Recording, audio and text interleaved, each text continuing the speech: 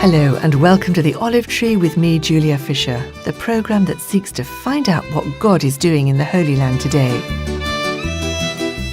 Let me introduce you to Zaher Haddad, an Arab Christian from Nazareth. He has two jobs.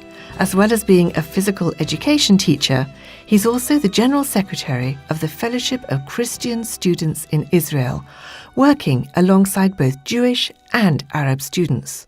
I put it to him that he must be a very busy man. Yeah, it's a very demanding thing, and I have to run between two things, and sometimes things, clash together. So it's keeping me busy, but it's also interesting to do. You've got a passion for working amongst students, and you work amongst both Arab and Jewish students. Now, how does that work out in practice? Yeah, it was an interesting story how our organization started. It started by a person from Scotland who grew up in Nazareth, and he went to a Jewish school in Nazareth, which is a Jewish town.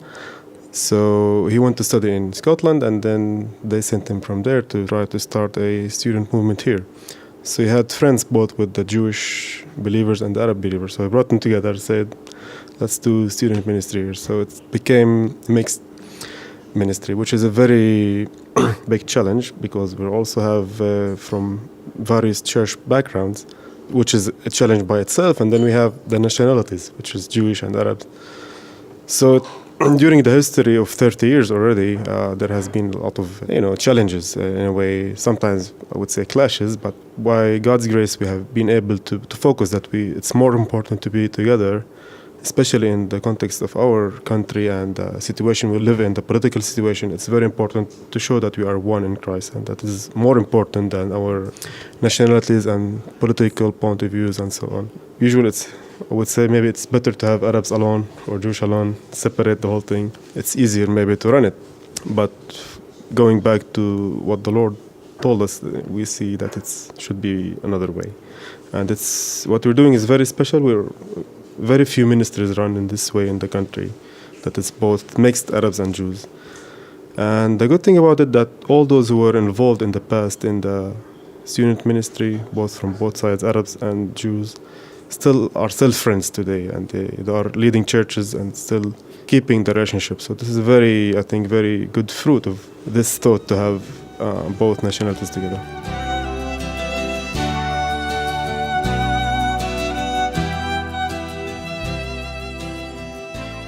Our movement does mainly student groups in the campus itself, and to bring the students together to be a witness and light in the campus itself, and to bring a Christian perspective in the campuses in Israel.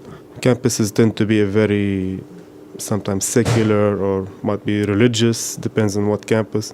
And we try to bring our voice there to show that there is Christian, there is something different. We do it mainly through the believing students in the campus itself.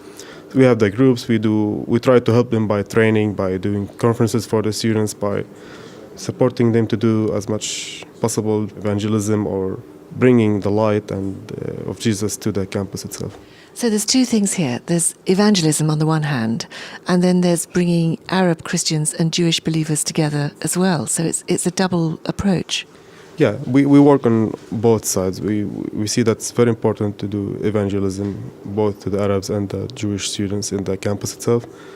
At the same time, it's a challenge to bring all these parts together and to focus on what is really important, what unites us more than what divides us, because we have to look on Jesus first and keep all what is important together. And this has been a challenge. Some years, a few years ago, it was a very big problem, clash to bring the Arabs and Jews together.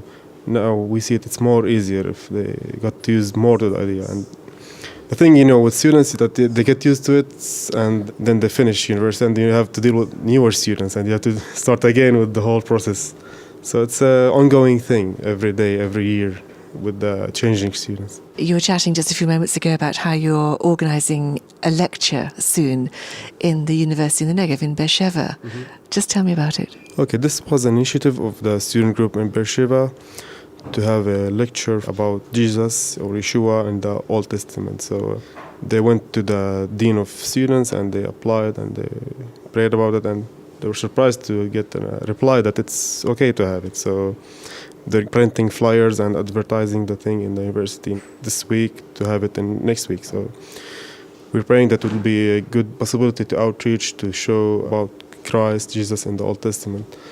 So I hope it will be a good chance, and I hope it will pass easily, because sometimes other students, religious, Jewish or whatever, they try to interrupt and make problems, not to make it so easy. Perhaps we should just explain just how complicated it can be to organise a lecture like that, because as you say, you've got secular Jewish people, you've got religious Jewish people, ultra-religious people, as well as then Christian Arabs and others too. So you have a lot of factions within the university system.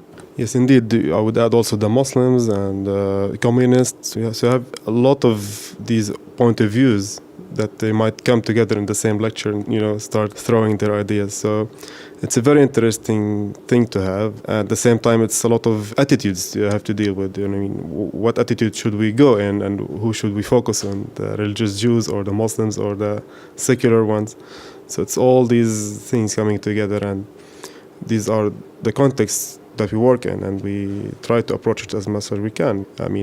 We try to do it through the students. I think we believe the students that are working and living in the campus itself, they are the best people to reach out to their fellow students. So we try to train them, equip them, and support them as much as we can. And we leave it to the Lord that He will do His work through the students.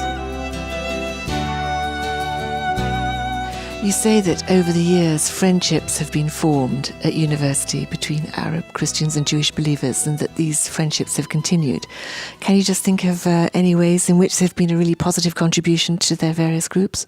As I said, friendship have been created in the university among students from either Arabs or Jews, and also from the denominations or in the Arabs, or from various denominations that usually don't deal together. In the university, they work together, and friendships usually keep on after graduation. These people would probably be leading the churches and so on, and inviting each other, interacting or serving in other ministries together on a national level or so on. So friendship keep on. It's a very special time for students that they are serving with other fellow students from other towns or other churches, and keeping this friendship, for many years. They usually, when they meet together, they remember each other, they remember the special time they served the Lord together in the campuses. So it has been a great thing that this friendship kept, and still until today they still visit each other or keep in contact. So it's a blessing, I guess, that this thing is still happening today. So I guess it's true to say that the university campuses in Israel are one of the few places where Jewish and Arab people can come together and mix freely. Yes, it's one of the...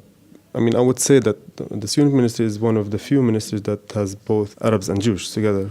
Usually most of the ministries are separate, either for Arabs alone and Jewish alone.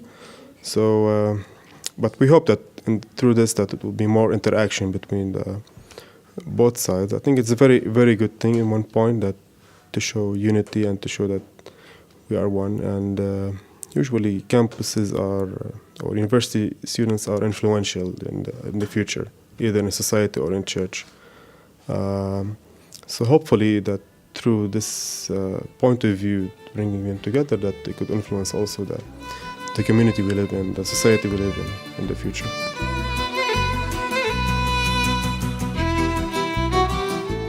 Over the years that you've been involved in the universities here, how have you noticed that attitudes have changed? Is there a greater interest in God and the person of Yeshua, Jesus, now than there has been for a long time? It's a good question. I didn't do research to see, but it's an interesting point. I think universities also reflect what is in society in general. I haven't seen that there is more interest, I would say. It has been probably the same in the past and now.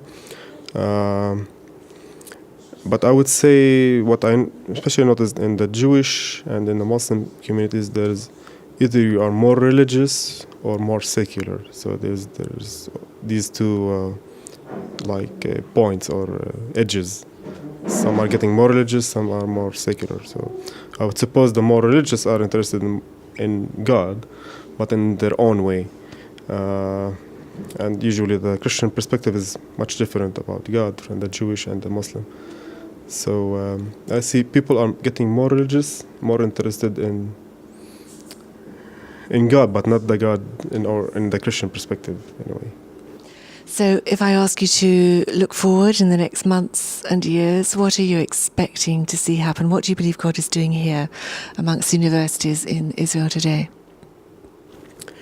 Well, I can't expect exactly what will happen, but I hope that, we as the Christian students I'm serving with, that will be more influential, more active to do things, more wanting to reach out to other students, to be more influential, to show their voice, that they do exist in the university, even with small numbers, but that they exist. They have their point of views in several topics that are going around in the university, and they are good people. They are influential. They're not by their own, but they want to help and interact with the other students and be helpful and useful for the community and university. Zaher Haddad, an Arab Christian from Nazareth with a huge job and a big vision.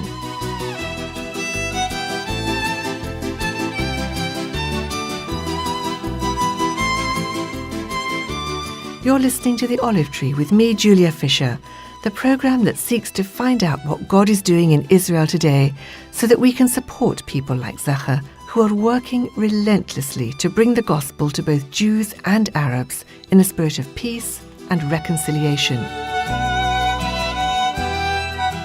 The Olive Tree Reconciliation Fund is a small charity based in the UK that seeks to understand and prayerfully and financially support believers living in Israel and the Palestinian areas. So if you'd like to receive our bi-monthly newsletter or join our next tour to Israel and meet some of the people you hear on this programme, then please get in touch. You'll find information and articles on our website, www.olivetreefund.org, where you can also leave a donation. Or you can write to me, Julia Fisher, at the Olive Tree Reconciliation Fund, PO Box 850, Horsham, RH12 9GA in the UK. Thank you for your company today.